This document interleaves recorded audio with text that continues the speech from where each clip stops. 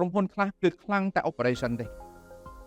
ខ្លាំងតែលើ concept ទេប៉ុន្តែខ្សោយ finance ចុងក្រោយគឺនឹងស្លាប់ដោយសារ finance ហ្នឹងការដែលយើងបែងចែកមាន board មាន CEO ឬក៏មានប្រធានផ្នែកនិងបុគ្គលិកធម្មតានេះវាមានសារៈសំខាន់យ៉ាងម៉េចវាងាយស្រួលក្នុងការគ្រប់គ្រងឬក៏ដើម្បីយើងមើលទៅបើនិយាយចាំថាបែងចែកអំណាចគ្នាមកថាដូចលោកដិតមានប្រសាសន៍ថាពាក់ព័ន្ធនឹង family អញ្ចឹងប្រពន្ធអញត្រូវធ្វើមេកូនឯងនឹងត្រូវធ្វើ CEO អីអញ្ចឹងណាតើនេះជាការបែងចែកអំណាចគ្នាឬក៏ជាយើងក្នុងការងាយស្រួលលើការគ្រប់គ្រង operation នៃក្រុមហ៊ុនវិញចា៎បាទខ្ញុំអានេះចូលសំណួរទី2ណាបាទទៅទី2ហើយខ្ញុំចោលសួរច្រើនតិចខ្ញុំចូលចិត្តឆ្លើយតែពិតទេកាលណាខ្ញុំនិយាយទៅយើងការមិនត្រូវចិត្តអ្នកស្ដាប់ទេណាបាទហ្នឹងហើយខ្ញុំចង់ឲ្យអ្នកនេះសួរ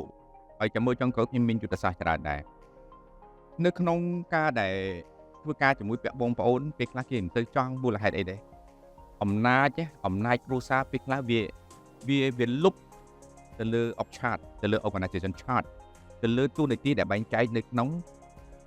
JD របស់ក្រុមហ៊ុនកាយជាប់ description នេះវាអាចវារំលោភដោយធម្មជាតិទោះបីគាត់មិនប្រើឥទ្ធិពលគាត់លើថាគាត់នេះប្រពន្ធផុសមេខ្លាចបាត់ហើយបាទជាងការរឿងមិនទៅមេថាមិនអាចជួយទៅផ្សារទេជួនទៅផ្សារបាត់ទេអញ្ចឹងទៅអញ្ចឹងទៅបាទជួនកូនទៅរៀននេះអញ្ចឹងក៏មានយ៉ាងហ្នឹងជាការហ្នឹងឯងជាការច្រឡំទៅដកលុយចាយទៀតអាងតែក្រុមហ៊ុនរបស់ខ្លួនឯងអត់ដឹងទៅដកលុយចាយ account នោះវិញទិអស់ហើយបាទ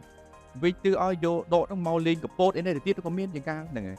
ពេលខ្លះគេមិនសូវឲ្យពាក់ព័ន្ធជាមួយនឹងបងប្អូនទេសាច់ញាតិនឹងគេមិនសូវទេព្រោះដោយសារដូចខ្ញុំនិយាយថាបុគ្គលិកគ្នានឹងខ្លាចទី2ចាំណា professional ដូចខ្ញុំបើខ្ញុំមើលអុកឆាតខ្ញុំឃើញខ្ញុំមិនដូរស៊ីជាមួយទេដាក់មុំមកកាផ្លេអញ្ចឹងមិនដូរទេព្រោះអីអំណាចប្រមូលផ្ដុំហើយអត់មានប្រើ flow chart មកធ្វើទេអញ្ចឹងខ្ញុំនិយាយអំពីទូនាទី board president និង CEO យ៉ាងម៉េចតិចធម្មតា board ទី1កាលណាបង្កើត board ជាអ្នក think tank មើលអនាគតរបស់ក្រុមហ៊ុននឹងឯងតែឯងចង់ធ្វើអីយើងចង់ធ្វើអី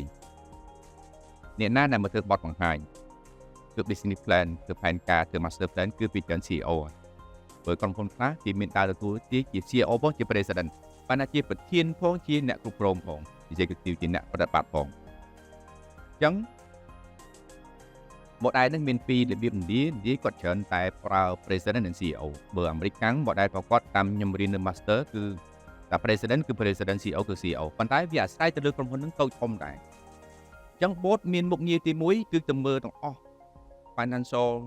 board ជារឿងណាមិនមែន board ធម្មតាទេមិនមែនហៅថាអញ្ចឹងបាននិយាយហេតុអីបានជាដាក់ board 3 5 7ហ្នឹងគេមិនចង់ដាក់សាច់ញាតិព្រោះវាពិបាករកសមត្ថភាពអញ្ចឹង board ទាំងអស់ហ្នឹងគឺ board ដែលគេជួលមកគឺ board ទី1គឺខ្លាំងទៅលើ business innovation ហ្នឹងឯង business development board ត្រូវតែមានមួយជំនាញហ្នឹងត្រូវតែមាន board មួយទៀតខាង financial តែក្រុមហ៊ុនទូទៅគឺមិនងាយទេមាន board ខាងខ្លាំង finance គឺ bank ទាំងតែមាន financial model ត្រូវតែមានហើយ bank MFI insurance នេះគឺសិតតែ play leverage គឺលើ financial ក្រុមហ៊ុនត្រូវចាំបើក្រុមហ៊ុនគ្មានជើងខ្លាំងខាង finance ទេប្រយ័ត្នឲ្យមែនតើ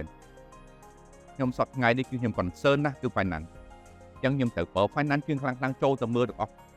បាទបើអត់អ្នកខ្លាំង finance យើងដឹងគឺលុយ finance គឺលុយគ្រប់គ្រងលុយចាត់ចែងលុយក្រុមហ៊ុនខ្លះគឺខ្លាំងតែ operation ទេខ្លាំងតែលើ concept ទេប៉ុន្តែខ្សោយ finance ចុងក្រោយគឺនឹងស្លាប់ដោយសារ finance ហ្នឹងបាទអញ្ចឹង MFI Bank Insurance នេះគឺរស់ model for finance បើជាពិសេសគឺខាងក្រុមហ៊ុន insurance គឺសប្តាហ៍ថ្ងៃគឺគេ play financial model នឹងឯងបើយកលុយអតិថិជនអត់ដឹងខ្លួនទេហ្នឹងហើយហើយ system គឺប្រើ system យើងតាមមិនតាន់ system for insurance និង for bank យើងចេះមិនដល់ទេខ្ញុំប្រាប់រៀនណាអញ្ចឹង board ពីដែលគេមើលអនាគតក្រុមហ៊ុនហើយ mission vision របស់ក្រុមហ៊ុនហើយប្រចាំខែគេមើល report of operation របាយការណ៍អ្នកដែលការប្រតិបត្តិការដូចក្រុមហ៊ុនអង្គមួយខែអ្នកកាន់ចំការអ្នកកាន់រោងចក្រអ្នកកាន់ sale ទៅមកពយល់ក្រុមហ៊ុនខ្ញុំឃើញក្រុមហ៊ុនយើងទូចធម្មតាដូចជាមួយខែទល់មួយខែអ្នកប្រតិបត្តិការអត់ទេដល់ខែបើកប្រាក់ខែបាទបើកប្រាក់ខែហ្នឹងហើយបើយឺតនេះឲ្យចង់ខឹងផងបាទមានភ័យព្រួយទេតែបើខាតរឿងបាក់ចិត្តដែរណាអូបតនៅក្រុមហ៊ុន corporate ដែរ ខ្ញុំសឹងនិយាយថាឡើងសវនាការមួយខែម្ដងចំការដូងប្រេងអ្នកកាន់ plantation ណាទៅឡើងមកការពារផ្លែប្រមូលមួយខែហ្នឹងព្រោះអីគេឲ្យប្រៀបធៀបចំការពីឆ្នាំ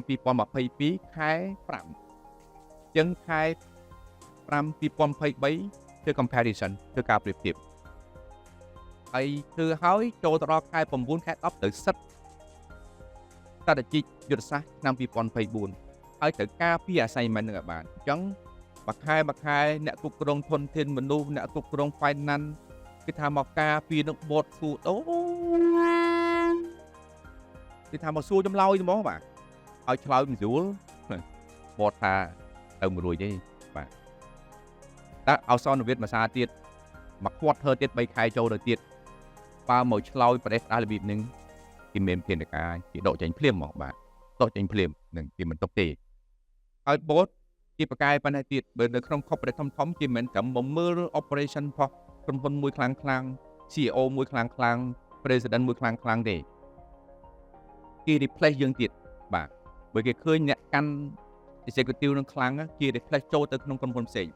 ព្រោះនៅក្នុងក្រុមហ៊ុន corporate ធំខ្លាំងមិនចាំបាច់ប្រកែជំនាញនឹងទេយ៉ា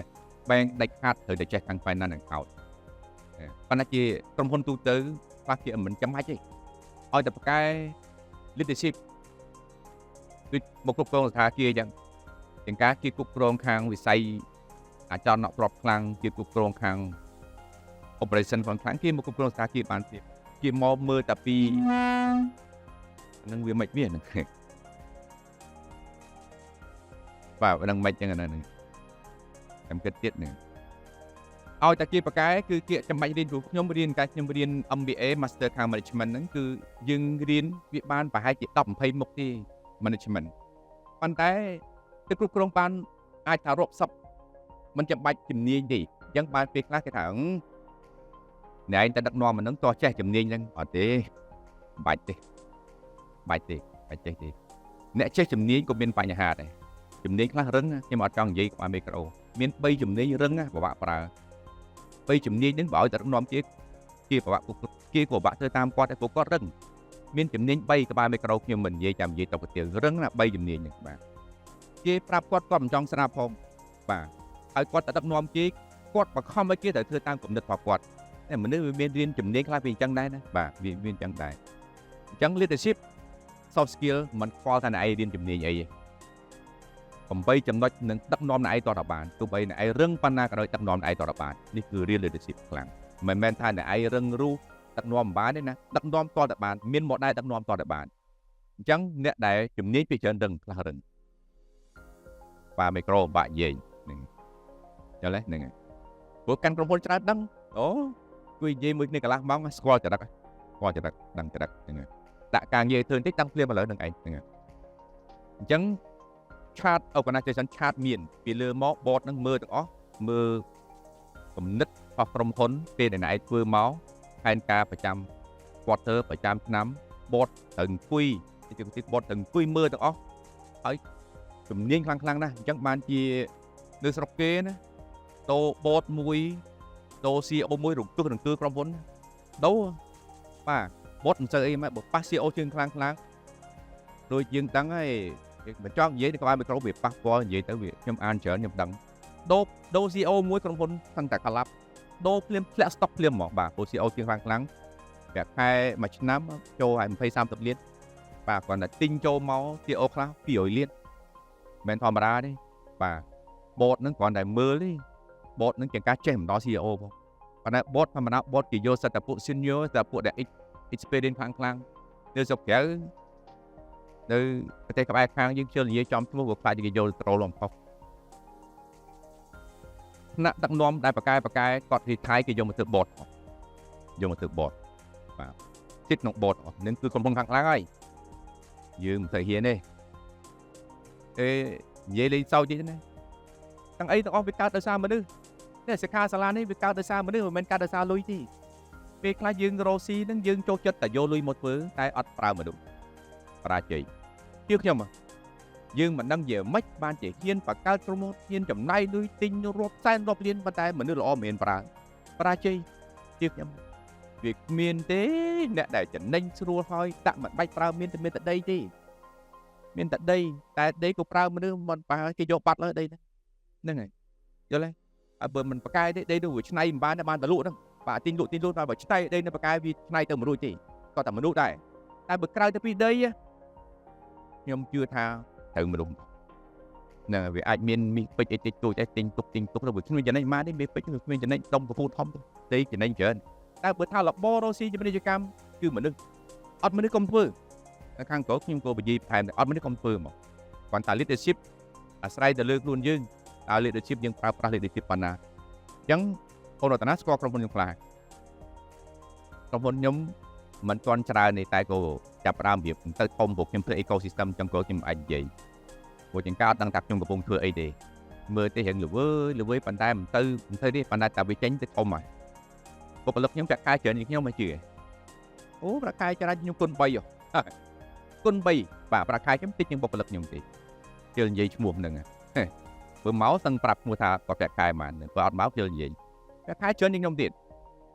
យល់ទេពួកខ្ញុំដឹងថាខ្ញុំមានពេលទៅអង្គុយអូនរតនាណាត់ខ្ញុំពេលវិទ្យាចងមកបានជួបហ្នឹងហើយ